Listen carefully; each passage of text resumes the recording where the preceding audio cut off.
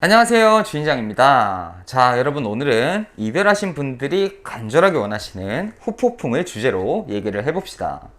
먼저 제가 영상에서 여러 차례 얘기를 했었지만 후폭풍은 우리가 의도적으로 상대의 후폭풍을 유도하는 곳에는 이 한계가 있다. 어느 정도 유도를 할 수 있겠지만 비율적으로 보면 한 20-30% 정도는 유도로 인해 일어나는 경우도 있지만 대다수의 이 70%에서 80% 정도의 비율은 이별 후 상대의 자연스러운 감정 변화에 의해서 우리 입장에서는 수동적으로 일어나는 경우가 많다. 자, 이렇게 설명을 드리곤 했는데요. 후폭풍은 여러분 사실 다 같은 형태의 후폭풍은 아니에요.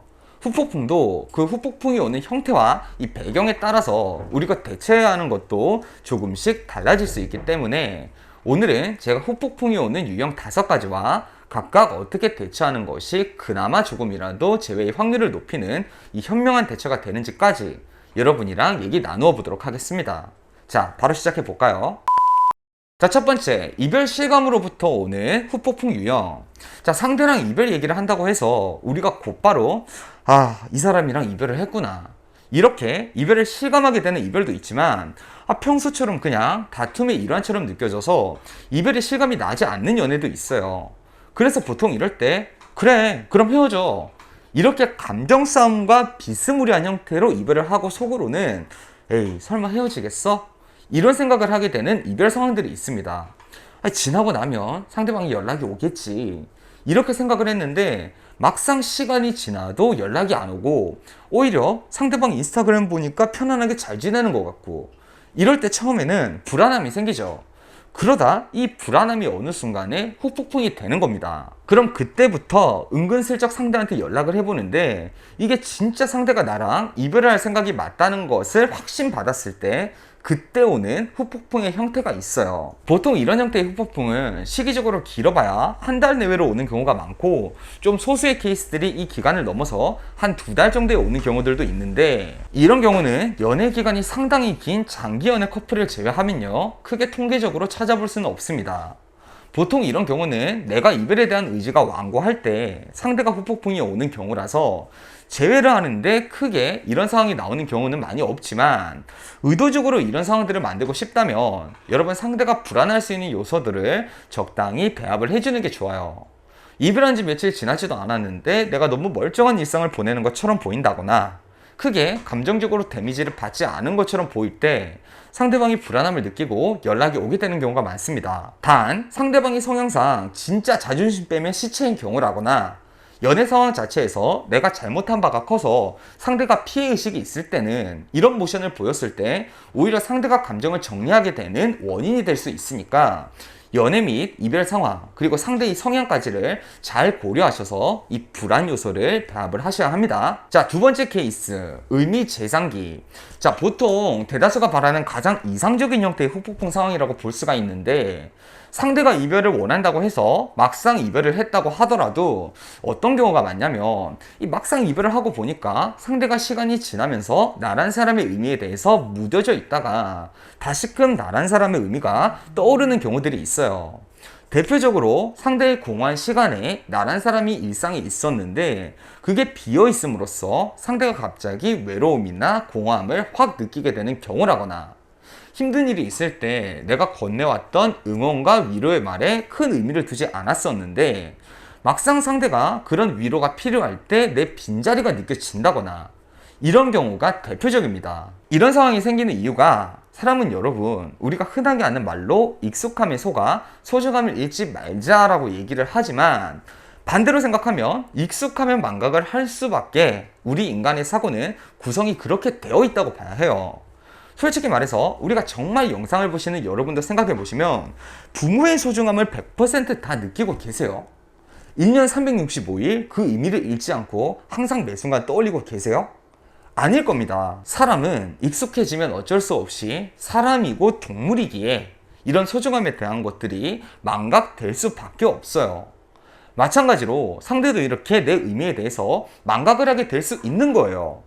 그래서 내가 없어도 괜찮을 것 같다라는 착각을 했다가 내 의미를 깨닫게 되면서 후폭풍이 오게 되는 겁니다. 자, 여러분, 이런 상황은 여러분이 상대한테 아무런 연락이나 SNS를 통한 그 근황 같은 어떤 정보도 주지 않는 편이 좋아요. 여러분이 이별 후에 연락을 함부로 하면 안 되는 대표적인 사유가 상대가 내 빈자리를 느낄 수 없기 때문에 감정 정리를 하는 이 시간 동안 안정감을 느끼기 때문이에요.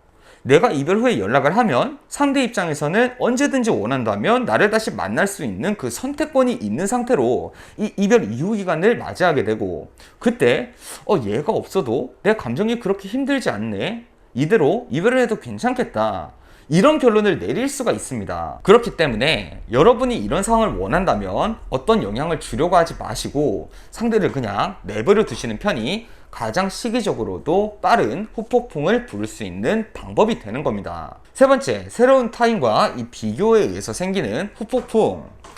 이별 후에 다른 사람을 만나는 시도를 했다가 전 연인이 생각나면서 오는 후폭풍이죠. 이건 근데 재밌는 점이 상대가 후폭풍이 오는 경우보다 이 우리 내담자분들이 후폭풍이 오시는 경우가 더 많아요. 헤어지고 마음이 힘드니까 소개팅을 받으시거나 다른 이성을 만나 보는데 만난 뒤에 전 연인이랑 비교가 되면서 새로 만난 이성에 대해서는 정이 뚝 떨어져 버리고 전 연인이 더 그리워져서 감정이 요동을 치는 그런 상황이 많이 생기시죠. 물론 이 상황은 상대에게도 유사하게 올 수 있겠지만 이건 제가 여러분한테 따로 말씀을 드릴 만한 상황이 크게 있지는 않고 이 상황을 판단해 볼 수 있는 이 기준 정도만 말씀을 드릴 건데요. 여러분, 이 상황은 상대가 이별을 말하게 된 이유가 나에 대한 원망이 있거나 내 잘못이 크거나 이렇게 상대가 나와의 연애로부터 감정적 손해를 봤다고 생각하게 되는 케이스에는 거의 오질 않아요. 보통 이런 상황이 오는 게 이유 없는 감정 권태기, 상대가 이성으로서 나에 대한 매력을 상실하면서 권태로움을 생각하게 된 이런 상황에서 종종 오게 됩니다. 이걸 제가 말씀을 드리는 게 이별 후에 상대가 다른 이성을 만났다 그러면 둘 중 하나로 나뉘어져요. 포기하시는 분들이 있고 상대가 바빠서든 감정이 불안정해서든 어떤 핑계를 대면서 금방 헤어질 거라고 이 합리화를 하면서 이런 상황을 기대하시는 분들이 있는데, 이 상황은 나와의 연애 과정에서 상대에게 어떤 감정이 남았는지가 더 중요하다는 점 말씀드립니다. 네 번째, 질투심 유발로 인한 후폭풍. 자, 이별 후에 우리가 남사친과 사진을 올린다거나 남자랑 갈 법한 데이트 공간, 예를 들면은 놀이동산이나 차로 이동해야 할 법한 이쁜 카페라거나 이런 걸 올리면서 이 도발하는 경우도 있죠. 이런 경우에 실제로 남자들이 도발인 걸 알면서도 정확하게 내 저의에 대한 확신을 가질 수 없기 때문에 불안함이 생기고 이 불안함이 후폭풍이 되는 경우들이 있습니다. 자, 그런데 여러분, 이 방법들도 나쁜 방법들은 아니라고 봐요. 이별 이후에 어차피 이별하게 될 거 충분히 해볼 수 있는 선택지이기도 합니다만 상대의 성향을 잘 보고 사용하세요. 상대가 너무 자존심이 강하거나 반대로 너무 소심한 경우엔 이런 도발을 보고 분노심이나 원망감이 들면서 더 남아있던 자녀 감정을 정리하거나 이별 후에 그래도 고민을 하고 있었는데 이런 도발을 보고 포기하게 되는 경우들도 흔하게 찾을 수가 있습니다. 이런 상황은 여러분이 지금껏 만나오신 분이시니까 판단을 잘 하셔서 사용하셔야겠습니다. 다섯 번째, 이별 과정 중에 생긴 후회감으로 인한 후폭풍.